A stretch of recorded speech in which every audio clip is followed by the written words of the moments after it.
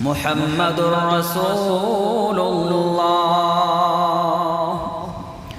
মুহাম্মাদুর রাসূলুল্লাহ।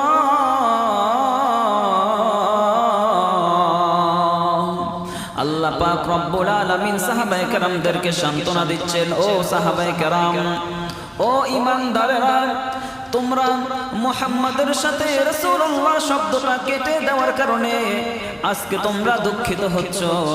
যদি এই সন্ধি চুক্তির মধ্যে মুহাম্মাদুর রাসূলুল্লাহ লেখা হইতো, তাহলে হয়তো মক্কার মানুষেরা জানতে পারত আমি রব্বুল আলামিন মুহাম্মাদের সাথে রাসূলুল্লাহ শব্দটা কোরআনের মধ্যে উল্লেখ করে দিলাম।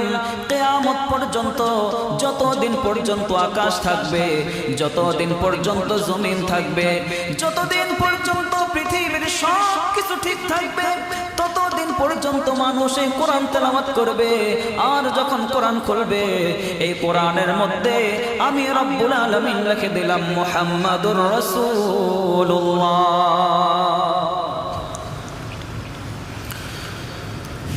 মহান আল্লাহ পাক রব্বুল আলামিনের দরবারে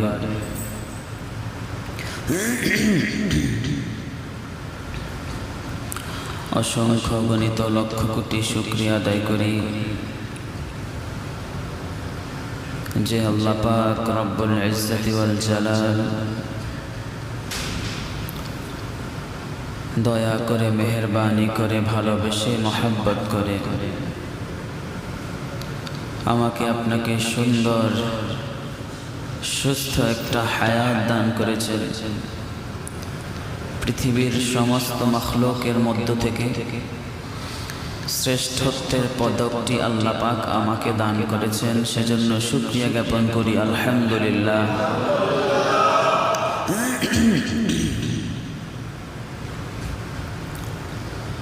আল্লাহ পাক রব্বুল আলামিন আমার আপনার উপর অজস্র রহমত দিয়েছেন, অজস্র নিয়ামত দিয়েছেন। দুনিয়ার জীবন সুন্দর করার জন্য, আখিরাতের জীবন সুন্দর করার জন্য, দুনিয়ার জীবনকে সুন্দর করার জন্য অনেকগুলো রাস্তা আল্লাহ খুলে দিয়েছেন। আখিরাতে মুক্তি পাওয়ার জন্য আল্লাহ পাক অসংখ্য গুনাহ মাফের দরজা আমার সামনে খুলে দিয়েছেন। এক কথায় দুনিয়াতে সুখী হওয়া, আখিরাতে সুখী হওয়া, দোনোটার জন্যই আল্লাহ পাকের দয়ার প্রয়োজন। রব্বুল আলামিন দুনিয়াতে সুখী করার জন্য, আখিরাতে সুখী বানানোর জন্য রবের যতগুলো দয়ার প্রয়োজন, প্রত্যেকটা দয়া আল্লাহ আমার আপনার উপর করেছেন। পড়ি আলহামদুলিল্লাহ। দুনিয়ায় সুখী হওয়ার জন্য মানুষের অর্থ সম্পদের প্রয়োজন, কিছু বেশি না।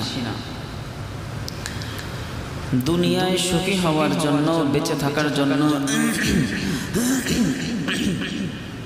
অক্সিজেনের প্রয়োজন। প্রতি মুহূর্তে আল্লাহ প্রতি মুহূর্তেই দান করেন। দুনিয়ায় বেঁচে থাকার জন্য পানির প্রয়োজন। আল্লাহ পাক প্রতি মুহূর্তেই আমার জন্য পানি প্রস্তুত রেখেছেন। প্রতি মুহূর্তে আলোর প্রয়োজন, প্রতি মুহূর্তে নিঃশ্বাসের প্রয়োজন। আল্লাহ পাক রব্বুল আলামিন প্রতি মুহূর্তের জন্যই এগুলোকে প্রস্তুত রেখেছেন। সম্পদের প্রয়োজন, তবে পানির মতো নয়। সম্পদের প্রয়োজন নিঃশ্বাসের প্রয়োজনের চাইতে বেশি নয়। আপনারা কি মনে করেন একজন মানুষ বেঁচে থাকার জন্য বেশি জরুরি সম্পদের প্রয়োজন নাকি নিঃশ্বাসের প্রয়োজন? নিঃশ্বাসের প্রয়োজন। মানুষ বেঁচে থাকার জন্য টাকা পয়সার বেশি প্রয়োজন নাকি আলো বাতাসের বেশি প্রয়োজন? তার মানে যেই জিনিসগুলো ছাড়া মানুষ বেঁচে থাকতে পারে না, ওই সব জিনিস আল্লাহ তাআলা ব্যাপক করে দিয়েছেন, ধনী গরিব সবার জন্য নির্বিশেষে। এটা আল্লাহ পাকের একটা নিয়ম। যেই জিনিসের প্রতি মানুষ যত বেশি মুখাপেক্ষী ওই জিনিস আল্লাহ তত বেশি পরিমাণে আম করে দিয়েছেন, ব্যাপক করে দিয়েছেন। স্বর্ণের যেই পরিমাণ দাম, অক্সিজেনের দাম যদি ওই পরিমাণ আল্লাহ নির্ধারণ করে দিতেন, গরিব মানুষগুলো বেঁচে থাকতে পারত। গরিবরা তো পরের কথা, অনেক ধনী মানুষই বেঁচে থাকতে পারতো না 1 বছরের বেশি। তার মানে আমার জীবনে স্বর্ণের প্রয়োজন যত বেশি, তার চাইতেও বেশি প্রয়োজন অক্সিজেনের।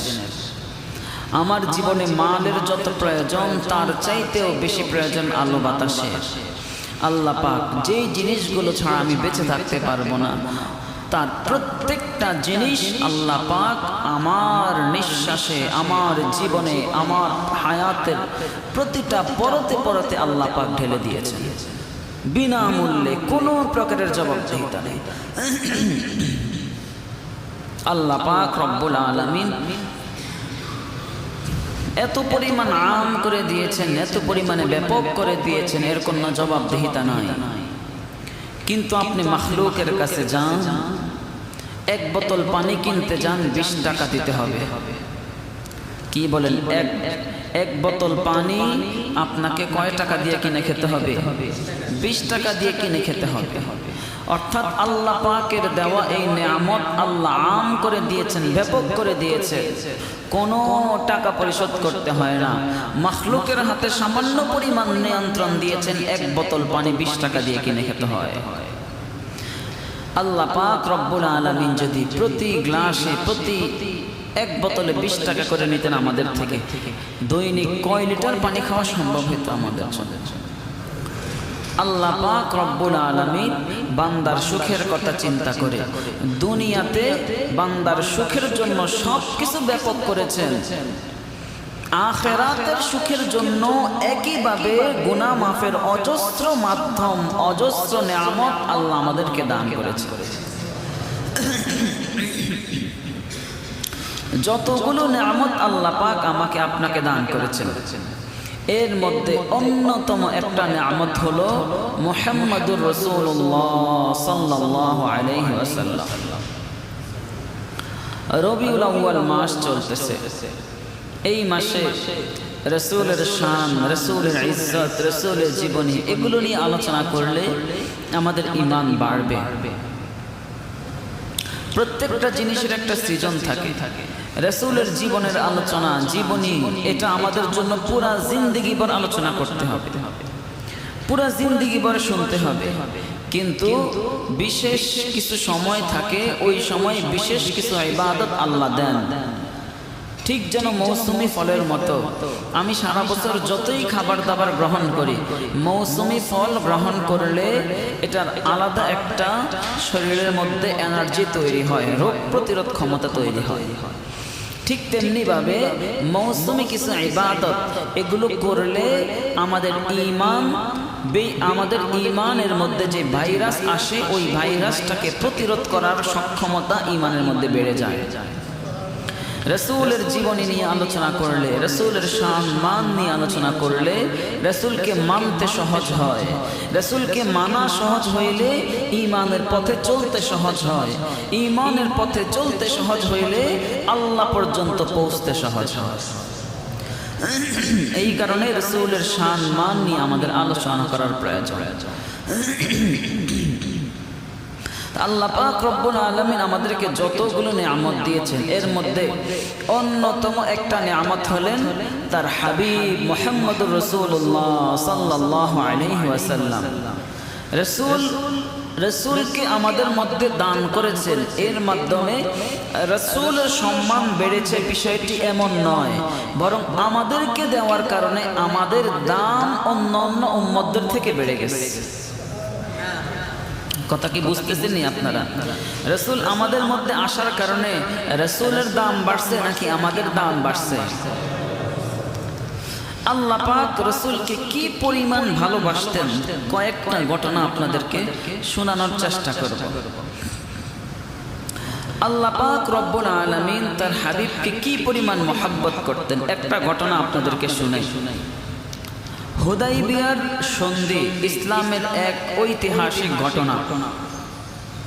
ষষ্ঠ হিজরিতে রাসূল মক্কা থেকে মদিনায় হিজরত করার ৬তম বৎসর, ষষ্ঠ বৎসর রাসূলুল্লাহ সাল্লাল্লাহু আলাইহি ওয়াসাল্লাম স্বপ্নে দেখতে পেলেন যে রাসূল সাহাবায়ে কেরামদেরকে নিয়ে বাইতুল্লাহ তাওয়াফ করতেছেন।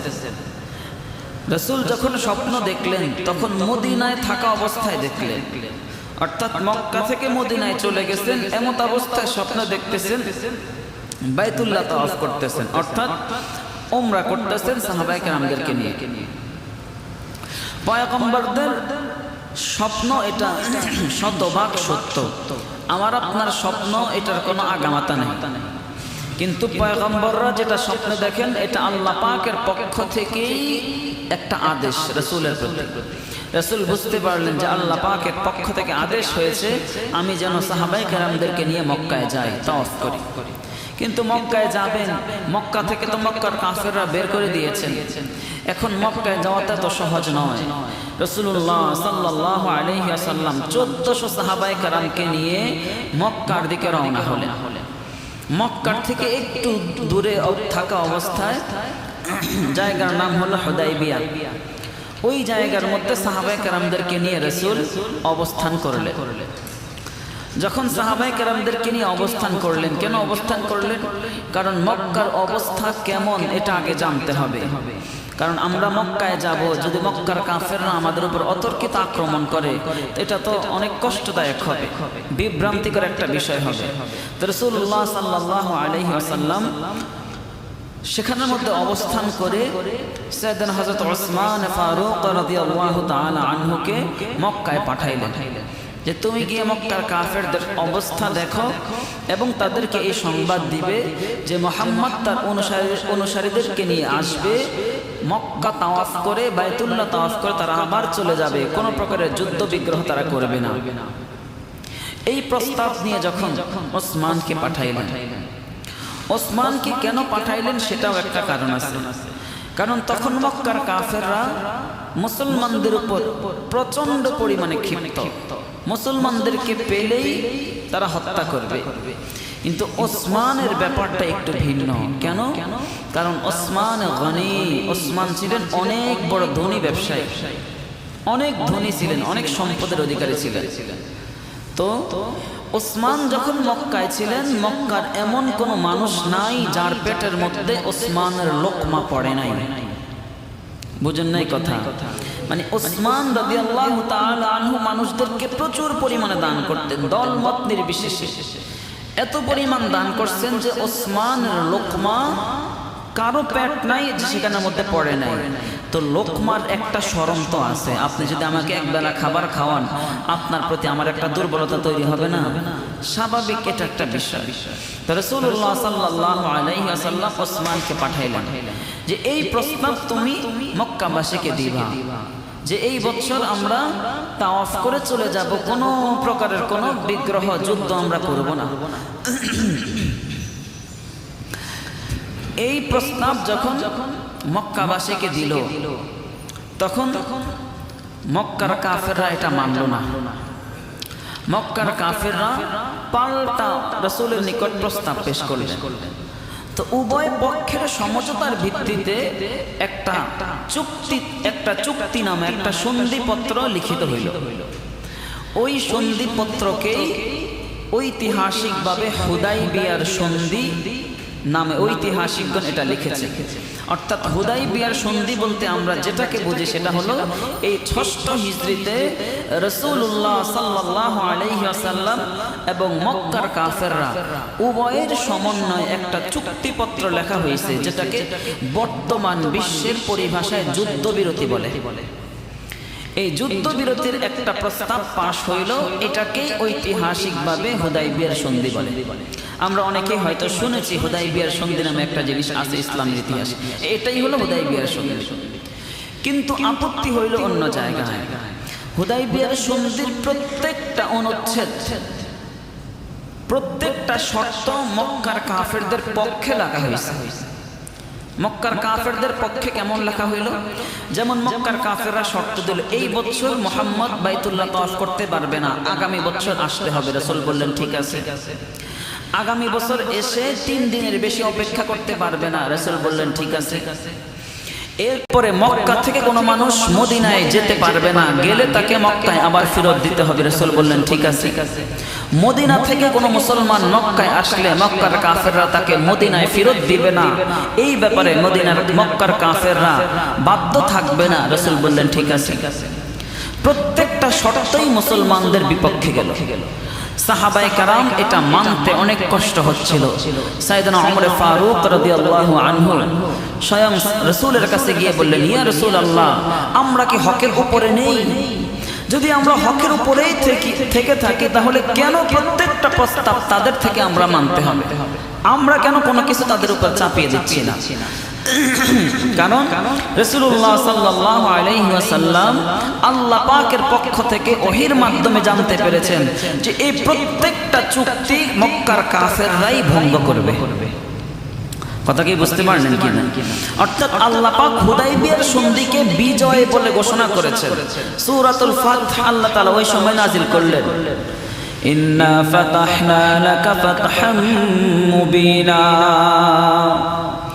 ইন্না ফাতাহনা লাকা ফাতহাম মুবিনা। ও রাসূল, আমি আপনাকে সুস্পষ্ট বিজয় দান করেছি। ঐতিহাসিকগণের মতে এই হুদাইবিয়ার সন্ধি, মুফাসসিরিনে কেরাম বলেন এই হুদাইবিয়ার সন্ধিই হলো সেই সুস্পষ্ট বিজয়। তো বাহ্যিকভাবে দেখা যাচ্ছে হুদাইবিয়ার সন্ধির মধ্যে মুসলমানদের পরাজয় লেখা হচ্ছে। আল্লাহ পাক বলেন না, এটা পরাজয় নয়, এই পরাজয়ের আড়ালেই মুসলমানদের মহান বিজয় লুকিয়ে আছে। মহান বিজয়টা কিভাবে লুকিয়ে আছে একটু সংক্ষেপে 2 মিনিটে বলে দেই। হুদাইবিয়ার সন্ধি হলো 6ষ্ঠ হিজরিতে, হিজরিটা মনে রাখবেন, 6তম হিজরিতে। মাঝখানে 7ম হিজরি, এরপরে 8ম হিজরি। মাঝখানে কয় বছর গেল? 1 বছর গেল। 2 বছর কেমনে? 1 বছর গেল। 8ম হিজরিতে আল্লাহ তাআলা কি ঘটাইলেন দেখেন। 6তম হিজরিতে চুক্তি হইল, মাঝখানে 7 নম্বর হিজরি বাদ, 8ম হিজরিতেই আল্লাহ তাআলা মুসলমানদেরকে মক্কা বিজয় দান করলেন। কিভাবে? প্রেক্ষাপটটা ওই যে মক্কার কাফেররা চুক্তি করলো যে মক্কায় কোনো মানুষ যদি মুসলমান হয় মদিনায় সে যেতে পারবে না, মদিনায় যদি যায় মুহাম্মদ তাকে মক্কায় ফেরত দিতে বাধ্য থাকবে। একজন সাহাবী মুসলমান হইলেন মক্কায়, তো সে মক্কায় মুসলমান হয়ে হিজরত করে মদিনায় গেলেন। রাসূল তো তাদের সাথে চুক্তিবদ্ধ যে তাকে কি করতে হবে? মক্কায় ফেরত দিতে হবে। ওই সাহাবী যখন মক্কায় গেলেন, রাসূল তাকে গ্রহণ করলেন না, বলল যে তুমি মক্কায় চলে যাও। একদিকে সে মুসলমান হয়েছে, অপরদিকে সে মদিনায় এসেছে। এখন যদি সে আবার মক্কায় ফেরত যায়, সে ভালোভাবেই জানে মক্কায় ফেরত গেলে মক্কার কাফেররা আমাকে জীবিত রাখবে না। বাধ্য হয়ে সে মক্কা এবং মদিনার মাঝখানে একটা জায়গায় আশ্রয় গ্রহণ করেছে। আশ্রয় গ্রহণ করে এখন সে সেখানের মধ্যে একটা আস্তানা তৈরি করেছে। এরকম ওনার মতো আরো বেশ কিছু লোক মক্কায় মুসলমান হয়ে মদিনায় যাচ্ছে, রাসূল তাদেরকে ফিরিয়ে দিচ্ছে। তারা এসে ওই আগের সাহাবী যেখানের মধ্যে গুপ্ত আস্তানা গড়েছে ওখানের মধ্যে তারা বসবাস করতেছে। আর এই দিক থেকে মক্কার কাফেররা যখনই ব্যবসায়ী কাফেলা পরিচালনা করছে, এই দিক থেকে মক্কার কাফেররা যখনই এই রাস্তা দিয়ে যাচ্ছে, তখনই তারা তাদের উপর অতর্কিত আক্রমণ করছে। এই আক্রমণে তারা অতিষ্ঠ হয়ে তারা নিজেরাই চুক্তি ভঙ্গ করল। রাসূলুল্লাহ সাল্লাল্লাহু আলাইহি ওয়াসাল্লাম তাদের কাছে জবাব জানতে চাইলেন যে তোমাদের সাথে আমাদের যে চুক্তি হইল, এই চুক্তি তোমরা কেন ভঙ্গ করলা? এর সঠিক জবাব, এর সঠিক কারণ দর্শন করো। এর সঠিক কারণ যদি তোমরা না জানাইতে পারো তাহলে তোমাদের সাথে আমাদের চুক্তি শেষ হয়ে গেল। তাহলে 6ষ্ঠ হিজরিতে চুক্তি হইল, 7ম হিজরি 8ম হিজরিতে গিয়ে তাদের সাথে চুক্তি শেষ। চুক্তি যখন শেষ হয়ে গেল, আল্লাহর হাবিব মুহাম্মদ রাসূলুল্লাহ সাল্লাল্লাহু আলাইহি ওয়াসাল্লাম 10,000 সাহাবায়ে কেরামকে নিয়ে মক্কায় প্রবেশ করলেন, মক্কা বিজয় করলেন। সারা বিশ্বের সমস্ত মানুষ তাকিয়েছিল যারা মক্কা বিজয় করবে তারাই সঠিক ধর্মের উপরে থাকবে। সারা বিশ্বের মুসলমান 8ম হিজরির পরে, সারা বিশ্বের মানুষ 8ম হিজরির পরে মক্কা বিজয়ের পরে তারা দলে দলে মুসলমান হওয়া শুরু করলো। এটাই আল্লাহ তাআলা কোরআনে কারীমের এক সূরার মধ্যে বলেন, ইযা জাআ নাসরুল্লাহি ওয়াল ফাতহ ওয়া রাআইতান নাস سيدخلون في دين الله أفواجا فسبح بحمد ربك واستغفره إنه كان توابا এই সূরার মধ্যে আল্লাহ তাআলা এই পুরো মক্কা বিজয়ের ইতিহাসটা তুলে ধরছেন। যাই হোক, এটা বলা আমার উদ্দেশ্য নয়। আল্লাহর হাবিবকে আল্লাহ তাআলা কি পরিমাণ মহব্বত করেন এই চুক্তির মধ্যে আল্লাহ তাআলা সেটা প্রকাশ করছেন। এই যে চুক্তি হইল, এই চুক্তির শুরুতেই একটা হেডলাইন কায়েম করলো, একটা শিরোনাম লিখলেন।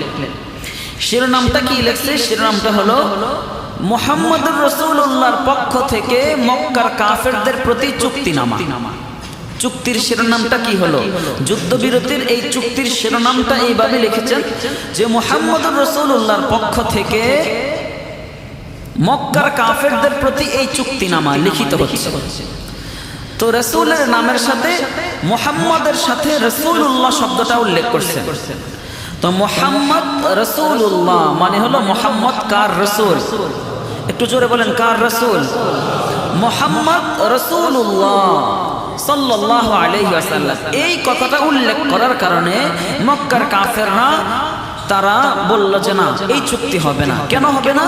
কারণ মুহাম্মদ যদি আল্লাহর রাসূল হয়, এটা যদি আমরা মেনেই নেই, তাহলে তার সাথে আমাদের কিসের যুদ্ধ? বুঝেন না এই কথা? মুহাম্মদকে যদি রাসূলুল্লাহ মেনেই নেই আমরা, তাহলে তার সাথে আবার কিসের যুদ্ধ? তার সাথে কিসের চুক্তি? তার সাথে তো কোনো চুক্তির প্রয়োজন নাই। মুহাম্মদকে রাসূলুল্লাহ মানি না বিদায়ী তো তার সাথে আমাদের যুদ্ধ। অতএব মুহাম্মদের সাথে রাসূলুল্লাহ শব্দটা কেটে দিতে হবে। নাউজুবিল্লাহ। কথাটা কি বুঝতে পারলেন কিনা? মক্কার কাফেররা কোন পয়েন্ট ধরলো? তারা বলল যে মুহাম্মদ আল্লাহর রাসূল, এটা তো আমরা মানিই না, অতএব মুহাম্মদুর রাসূলুল্লাহ এই কথাটা হবে না। কি হবে? মুহাম্মদ ইবনে আব্দুল্লাহ হবে। চুক্তির শিরোনামের মধ্যে কি হবে? মুহাম্মদ ইবনে আব্দুল্লাহ হবে। মুহাম্মদুর রাসূলুল্লাহ এই শব্দ লেখা যাবে না। সাহাবায়ে কেরাম বিমর্ষ হয়ে পড়লেন। রাসূলের নাম থেকে মুহাম্মদের সাথে রাসূলুল্লাহ কেটে দিবে এমন সাধ্য কোন সাহাবীর ছিল না। কোন সাহাবী এটা কাটার মতো সাহস করছেন না। আবু বকর বলেন, ইয়া রাসূলুল্লাহ, এটা কেটে দেওয়ার মতো সক্ষমতা আমি আবু বকরের কলিজার মধ্যে নাই। রাসূল বললেন, দেখাও কোন পাশে আছে। রাসূল নিজ হাতে সেটা কেটে দিলেন। সাহাবায়ে কেরাম বিমর্ষ হয়ে গেলেন যে মুহাম্মদের নামের সাথে রাসূলুল্লাহ শব্দটা তারা মেনে নিল না, তাদের সাথে আমাদের চুক্তি। এই যখন সাহাবায়ে কেরামের মনের মধ্যে ক্ষোভ, আল্লাহ তাআলা আয়াত নাযিল করলেন। কি আয়াত? মুহাম্মাদুর রাসূলুল্লাহ, মুহাম্মাদুর রাসূলুল্লাহ।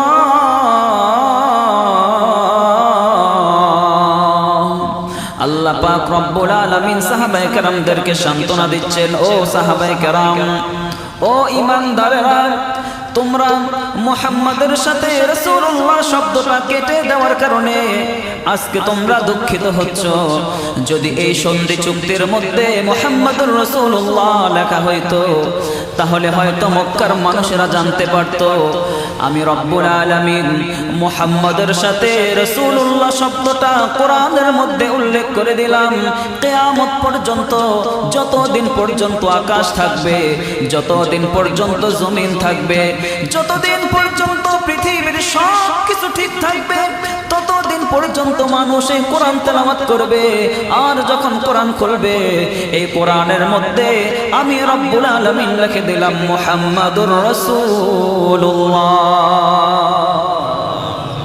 ও মানুষেরা, ও মক্কার, ও মুসলমানেরা, ও সাহাবায়ে কেরামরা, শোনো, এক জায়গায় মুহাম্মাদুর রাসূলুল্লাহ কেটে দিলেই মুহাম্মাদুর রাসূলুল্লাহ কাটা হবে না। আমি কোরআনের মধ্যে লিখে দিয়েছি, কিয়ামত পর্যন্ত সমস্ত মানুষের কলিজার মধ্যে মুহাম্মাদুর রাসূলুল্লাহ এই শব্দটা থাকবে। কি পরিমাণ মহব্বত আল্লাহ পাক আল্লাহর হাবিবকে করতে।